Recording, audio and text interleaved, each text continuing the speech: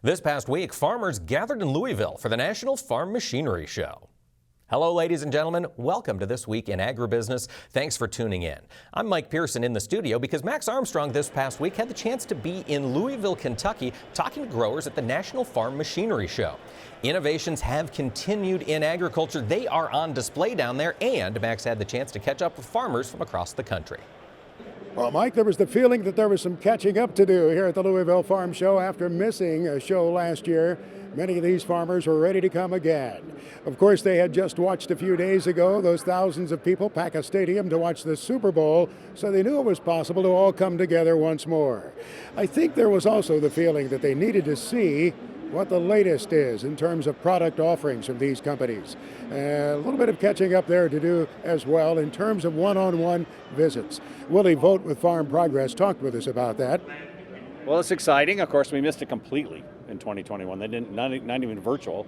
So it's good to be here and see some familiar people already. We've been here this morning early before the gates open, and we've already run into many people we know. So it's exciting, definitely. Many of the products farmers and ranchers have seen already, either in Decatur, Illinois, Boone, Iowa, or Grand Island, Nebraska.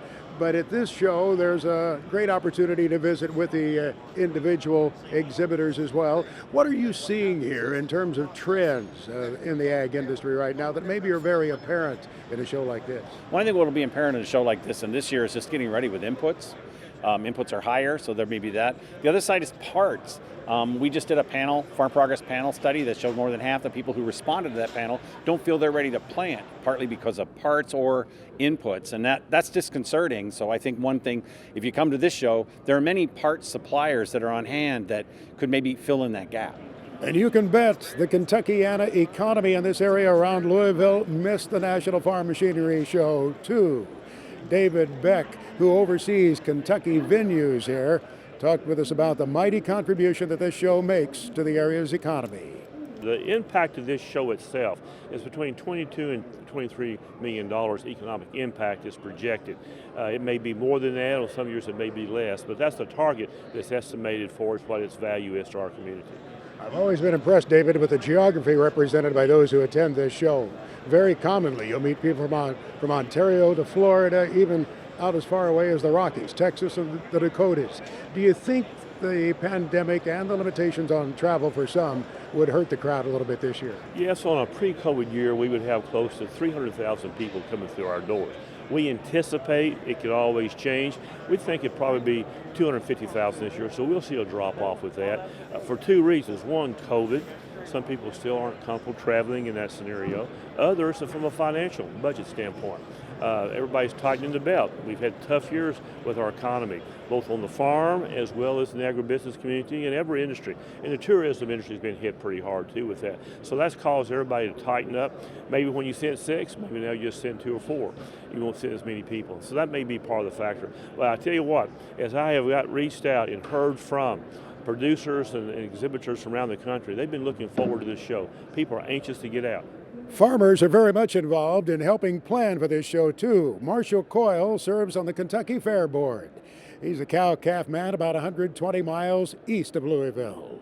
I'm a farmer by trade, so it's so important to me to have this farm machinery show. You know, we could not have it last year because of COVID, and it's just great to be back and see this place full of farm equipment and the tractor pullers here, as well as the farmers coming in and seeing what all they can find. I've often said this is a cabin fever break in the wintertime. It allows folks to get away from feeding cattle, watering cattle, having somebody else handle that chore for a day or two. It's nice to have a break to come away. You know that life very well, don't you? Oh, I know it extremely well. You know, now my son would probably say, I wish my daddy was here feeding for me today, but without him, I could not do all I do on Fair Board and Farm Bureau. But it's just an honor to be able to serve here.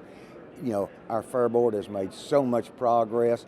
You come in here in mid-February, we've got 1.2 million square feet of climate control space. So once you get in here, you don't have to worry about the weather. We keep it nice and warm in here.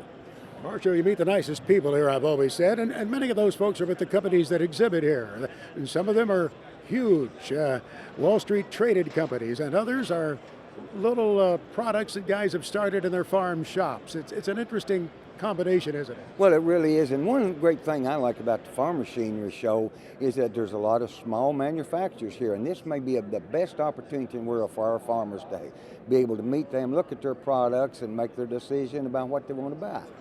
And I must say, Mike, we personally enjoyed visiting with the families who come to this show each year and answering the frequent questions. What's that Mike Pearson like? How's Orion doing? I was pleased to fill in the answers.